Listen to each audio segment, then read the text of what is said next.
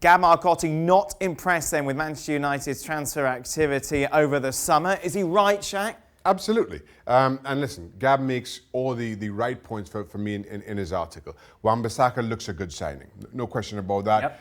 Albeit just one season under his belt. Daniel James is more speculative, but at 20 million, you're allowed to do that. Outside of that, the only thing that Manchester United really have to point towards is David De Gea renewing his contract, Marcus Rashford signing a new contract, and you're not losing Paul Pogba.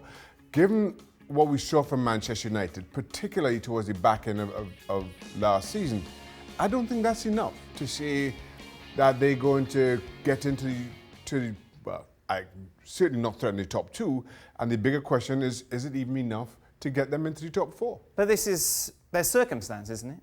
You can't offer a big player Champions League, and you can't offer them an experienced coach. You committed to Solskjaer, as much as the United fans like him, adore him, and relate to him with regards to his history of the club. He isn't going to be an allure for a big player to come. And that's another point that Gab made in his article. They could have waited a little bit longer before offering Solskjaer a full-term deal.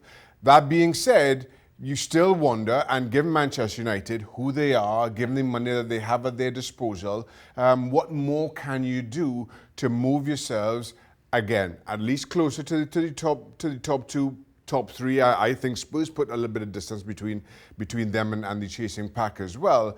And I just don't feel, I don't feel they've done that or made enough of an effort in doing that.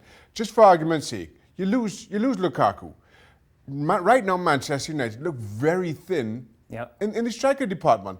These are concerns that you don't necessarily have to get, Dybala or whoever else had been linked with Manchester United, but at least give or get credible cover for Marcus Rashford. I don't think they've done that. What's in Diamond of United, I think, these days is the fact that we've seen some big names linked to big clubs. Neymar, for example, De Ligt making that move to Juventus. Never once on the show did we discuss the possibility of them going to United, and that's how low they are at the moment. Yeah, listen, but to your previous point, that's just how Manchester United are. Given the fact that they don't have Champions League football, you're not going to get the likes of De Ligt or De Jong or Neymar.